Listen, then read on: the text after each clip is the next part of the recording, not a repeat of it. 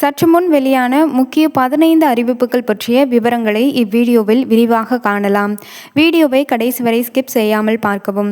நமது சேனலை முதல் முறையாக பார்ப்பவராக இருப்பின் சேனலை சப்ஸ்கிரைப் செய்து கொள்ளுங்கள். பக்கத்தில் உள்ள பெல் ஐக்கனையும் கிளிக் செய்து கொள்ளுங்கள். மறக்காமல் இந்த வீடியோவிற்கு லைக் செய்து விடுங்கள். வாங்க வீடியோக்குள்ளே போகலாம். முதல் அறிவிப்பு. திருவனந்தபுரம் கோட்டத்தில் தண்டவாள பராமரிப்பு பணி நடைபெறுவதால் சென்னை எழும்பூர் குருவாயூர் எக்ஸ்பிரஸ் ரயிலின் பயண நேரத்தில் மாற்றம் செய்யப்பட்டுள்ளது. சென்னை எழும்பூரிலிருந்து காலை 10 மணிக்கு குருவாயூர் புறப்பட்டு செல்லும் குருவாயூர் எக்ஸ்பிரஸ் ரயிலானது ஆகஸ்ட் 9, 10 ஆகிய தேதிகளில் வழியில் 40 நிமிடம் தாமதமாக செல்லும். அதேபோல இந்த ரயில் ஆகஸ்ட் 11, 12 தேதிகளில் 45 நிமிடங்கள் தாமதமாகும்.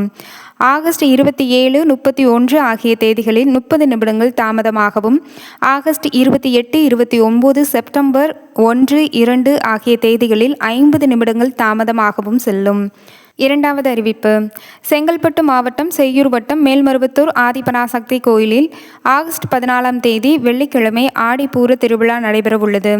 அதையடுத்து செங்கல்பட்டு மாவட்டத்திற்கு ஆகஸ்ட் 14 தேதி உள்ளூர் விடுமுறையை மாவட்ட ஆட்சியரான வீரப்பன் அறிவித்துள்ளார். இந்த உள்ளூர் விடுமுறை நாளுக்கு பதிலாக ஆகஸ்ட் 29 தேதி சனிக்கிழமை அரசு அலுவலகங்களுக்கு பணி நாளாக அறிவிக்கப்பட்டுள்ளது என்றும் மாவட்ட ஆட்சியர் தெரிவித்துள்ளார். மூன்றாவது அறிவிப்பு. தமிழக அரசின் கூட்டுறவு நிறுவனமான ஆவின் தனியார் நிறுவனங்களுக்கு போட்டியாக குறைந்த விலையில் புதிய மில்க் ரஸ்க் விற்பனையை மாநிலம் முழுவதும் அறிமுகம் செய்துள்ளது. இதில் 100 கிராம் எடையுடைய ரஸ்க் பாக்கெட் 20 என்ற விலையிலும், 60 கிராம் எடையுள்ள ரஸ்க் பாக்கெட் 12 என்ற விலையிலும் நிர்ணயிக்கப்பட்டுள்ளது. தனியார் நிறுவனங்களின் ரஸ்க் விலையை காட்டிலும் இது குறைவாக இருப்பதால் பொதுமக்கள் மத்தியில் பெரும் வரவேற்பை பெறும் எனவும் எதிர்பார்க்கப்படுகிறது. இந்த புதிய ஆவின் மில்க் ரஸ்க் பாக்கெட்டுகள் தற்போது அனைத்து ஆவின் பாலகங்களிலும் கிடைக்கும் என கூறப்பட்டுள்ளது. நான்காவது அறிவிப்பு. எழும்பூர் ரயில் நிலையம் மறுசீரமைப்பு பணி ஆகஸ்ட் 5 இன்று முதல் 30 தேதி வரை நடைபெறுவதால் விரைவு ரயில்கள் மற்றும் புறநகர் மின்சார ரயில்களின் இயக்கத்தில் தற்காலிகமாக மாற்றங்கள் செய்யப்பட்டுள்ளன. அதன்படி ஆகஸ்ட் 5 முதல் 20 தேதி வரை 9 விரைவு ரயில்கள் தற்காலிகமாக தாம்பரம் அல்லது மாம்பலம் நிலையங்களிலிருந்து புறப்படவோ அல்லது அங்கு நிறுத்தப்படவோ செய்யப்படும். அதன்படி தஞ்சாவூர் சென்னை எழும்பூர் புலவன் express, Kollam Chennai Egmore Ananthapuri express, Mangalore Chennai Egmore express மற்றும் சேலம் சென்னை எழும்பூர் எக்ஸ்பிரஸ் ஆகியவை தாம்பரம் வரை மட்டுமே இயக்கப்படும். சென்னை எழும்பூரிலிருந்து புறப்படும் இந்த ரயில்கள் தாம்பரத்திலிருந்து இயக்கப்படும். மேலும் திருச்சிராப்பள்ளி சென்னை எழும்பூர் ராஜ்கோட் எக்ஸ்பிரஸ் மாம்பலம் வரை மட்டுமே இயக்கப்படும். சென்னை எழும்பூர் திருச்சிராப்பள்ளி ராஜ்கோட் எக்ஸ்பிரஸ் தாம்பரத்திலிருந்து புறப்படும். அதேபோல அகமதாபாத் திருச்சிராப்பள்ளி வாராந்திர சிறப்பு ரயில் ஆகஸ்ட் 6 மற்றும் 13 ஆகிய தேதிகளில், திருச்சிராப்பள்ளி அகமதாபாத் வாராந்திர சிறப்பு ரயில் ஆகஸ்ட் 9 மற்றும் 16 ஆகிய தேதிகளிலும் மாற்று பாதைகளில் இயக்கப்படும். இதனால் அரக்கோணம், பெரம்பலூர், சென்னை எழும்பூர் மற்றும் தாம்பரம் நிலையங்களில் இந்த ரயில்கள் நிற்காது. மேலும் ஆகஸ்ட் 22 முதல் 30 வரை வார நாட்களில் இரவு நேரங்களில் இயக்கப்படும். ஐந்தாவது அறிவிப்பு. தூத்துக்குடி மாவட்டத்திற்கு தூய பனிமய மாதா ஆலய ஆண்டு பெருவிழாவை முன்னிட்டு இன்று ஆகஸ்ட் 5 தேதி உள்ளூர் விடுமுறையாக அறிவித்து மாவட்ட ஆட்சியர் விஷி மகாஜன் உத்தரவிட்டுள்ளார். ஆகஸ்ட் 5 தேதிக்கு பதிலாக விடுமுறையை ஈடு செய்யும் வகையில் ஆகஸ்ட் 8 தேதி சனிக்கிழமை தூத்துக்குடி மாவட்டம் முழுவதும் உள்ள அனைத்து அரசு அலுவலகங்களுக்கும் கல்வி நிறுவனங்களுக்கும் செயல்படும் என்றும் அறிவிக்கப்பட்டுள்ளது. ஆகஸ்ட் 5 அன்று அரசு தேர்வுகள் ஏதேனும் அறிவிக்கப்பட்டிருப்பின் தொடர்புடைய மாணவ மாணவிகள், ஆசிரியர்கள், பணியாளர்களுக்கும் அத்தியாவசிய பணியாளர்களுக்கும் இந்த விடுப்பு பொருந்தாது என்றும் கூறப்பட்டுள்ளது. அதேபோல திருத்தணி முருகன் கோவிலில் ஆடி கிருத்திகையை முன்னிட்டு திருவள்ளூர் மாவட்டத்தில் ஆகஸ்ட் 6 தேதி உள்ளூர் விடுமுறை அறிவித்து மாவட்ட ஆட்சியரான கவிதா உத்தரவிட்டுள்ளார். இந்த விடுமுறையை ஈடு செய்யும் விதமாக ஆகஸ்ட் 8 தேதி பணி நாளாக அறிவிக்கப்பட்டுள்ளது.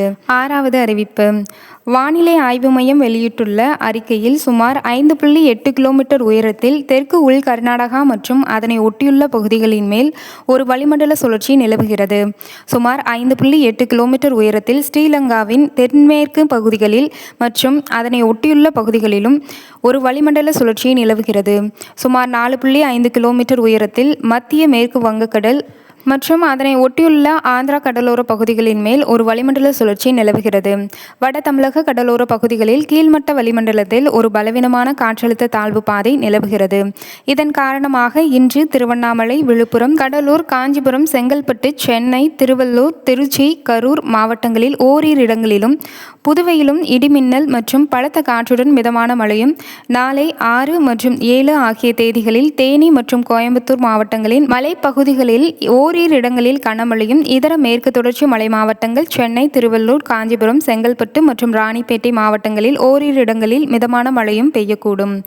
மேலும் வரும் 8ஆம் தேதி முதல் 10ஆம் தேதி வரை மேற்கு தொடர்ச்சி மலை மாவட்டங்களில் ஓரிரு இடங்களில் மிதமான மழை பெய்யக்கூடும்.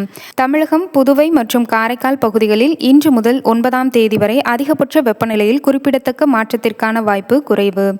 அதிகபட்ச வெப்பநிலை இயல்பை ஒட்டியே இருக்கக்கூடும்.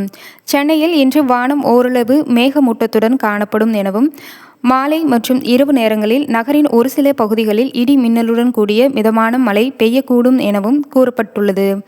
அதிகபட்ச வெப்பநிலையானது 36 டிகிரி செல்சியஸை ஒட்டியும், குறைந்தபட்ச வெப்பநிலையானது 26 டிகிரி செல்சியஸை ஒட்டியும் இருக்கக்கூடும் என வானிலை ஆய்வு மையம் தெரிவித்துள்ளது. 7வது அறிவிப்பு.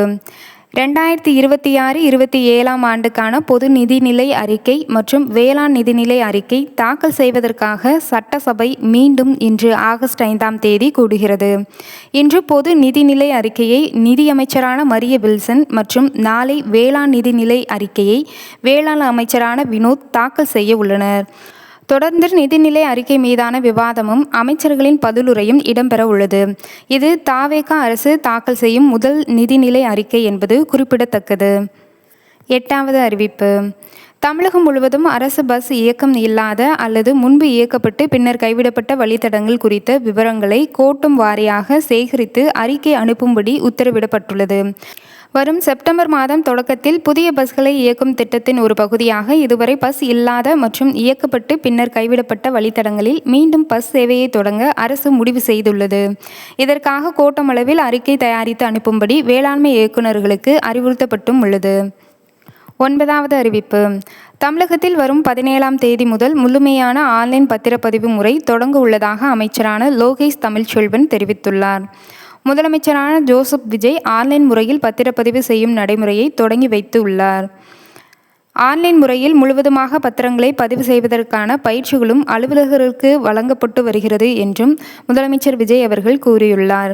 தற்போது சில இடங்களில் சர்வர் பிரச்சினை அவ்வப்போது ஏற்படுவதை கருத்தில் கொண்டு சர்வர்களின் எண்ணிக்கையை உயர்த்த திட்டமிட்டுள்ளோம் என்றும், பொதுமக்கள் வீடுகளில் இருந்தபடியே ஆன்லைன் முறையில் பத்திரப்பதிவு செய்யும் நடைமுறையை பெரிய அளவில் அவர்களுக்கு உதவியாக இருக்கும் என்றும் கூறியுள்ளார். 10வது அறிவிப்பு. பதவி உயர்வு, பணியிட மாறுதல்களுக்கு இனி முதலமைச்சரின் ஒப்புதல் பெற வேண்டும் என தமிழக அரசு அரசாணையை வெளியிட்டுள்ளது. தமிழ்நாடு அரசு அலுவல் விதிகள் 1978 விதி 35/4 கீழ் கடந்த 2022 முதல் 25 வரை வெளியிடப்பட்ட அனைத்து நிலை ஆணைகளும் கடந்த ஜனவரி 9ஆம் தேதி வெளியிடப்பட்ட நிலை ஆணை எண் 7 ரத்து செய்யப்பட்டுள்ளது. அவற்றுக்கு பதிலாக பதவி உயர்வு, நியமனம், பணி இடமாற்றம், நிலம் கையகப்படுத்துதல், நில மாற்றம் உள்ளிட்டவைக்கு புதிய நடைமுறை அறிமுகப்படுத்தப்பட்டுள்ளது. 11வது அறிவிப்பு. அடிப்படை ஊதியமாக மாதம் 25,000 பெறுவோருக்கு PF நிதி திட்டத்தை விரிவுபடுத்த ஒன்றிய அரசு ஒப்புதல் அளித்துள்ளது. வருங்கால வைப்பு நிதி திட்டத்தில் சேர்வதற்கான வருமான வரம்பை 15,000 ரூபாயிலிருந்து 25,000ஆக உயர்த்த முடிவு செய்துள்ளது. PF திட்டத்திற்கான புதிய ஊதிய வரம்பு 2027 ஏப்ரலில் அமலுக்கு வரும் என நிதி அமைச்சக வட்டாரம் தகவல் தெரிவித்துள்ளது. 12வது அறிவிப்பு. சென்னை கடற்கரை தாம்பரம் இடையே வரும் 22ஆம் தேதி முதல் 30ஆம் தேதி வரை இரவு நேர மின்சார ரயில்கள் ரத்து செய்யப்பட்டுள்ளது. எழும்பூர் ரயில் நிலையத்தில் நடைமேடை 9 முதல் 11 வரையில் நடை மேம்பாலம் அமைக்கும் பணி நடைபெற உள்ளதால் இரவு நேர மின்சார ரயில்கள் ரத்து செய்யப்பட்டுள்ளது. 13வது அறிவிப்பு. 30 நாட்கள் மட்டுமே செயல்பட திட்டமிடப்பட்ட நாசாவின் இன்ஜின்யூட்டி ஹெலிகாப்டர் சுமார் 3 ஆண்டுகள் செவ்வாய் கிரகத்தில் இயங்கிய பிறகு தனது பணியை நிறைவு செய்துள்ளது. திட்டமிடப்பட்ட 5 பரப்புகளை தாண்டி மொத்தம் 72 முறை பறந்து சாதனை படைத்து 17 கிலோமீட்டர் அதிக தூரம் பயணித்துள்ளது. 14வது அறிவிப்பு. திருப்பதி ஏழுமலையான் கோவிலில் கடந்த மாதத்தில் ரூ. 140.29 கோடி உண்டியல் காணிக்கை 24.52 லட்சம் பக்தர்கள் சுவாமி தரிசனம் செய்ததன் வாயிலாக கிடைத்துள்ளது. 15வது அறிவிப்பு. ஆந்திராவின் விஜயநகரம் மாவட்டத்தில் 5000 கோடி செலவில் கட்டப்பட்ட போகாபுரம் சர்வதேச விமான நிலையத்தை பிரதமர் மோடி திறந்து வைத்துள்ளார். வட ஆந்திராவின் பொருளாதாரம், சுற்றுலா மற்றும் வேலைவாய்ப்பை மேம்படுத்தும் நோக்கில் இந்த கிரீன்ஃபீல்டு விமான நிலையம் உருவாக்கப்பட்டுள்ளது. ஆண்டுக்கு 60 லட்சம் பயணிகளை கையாளும் திறன் கொண்ட இதற்கு அல்லூரி சீதாராம ராஜுவின் பெயர் சூட்டப்பட்டுள்ளது. இத்துடன் இந்த 15 தகவல்கள் முடிவடைகிறது. இதில் உங்களுக்கு பயனுள்ள தகவல் எது என்று கீழே கமெண்ட் செய்யவும். நன்றி, வணக்கம்.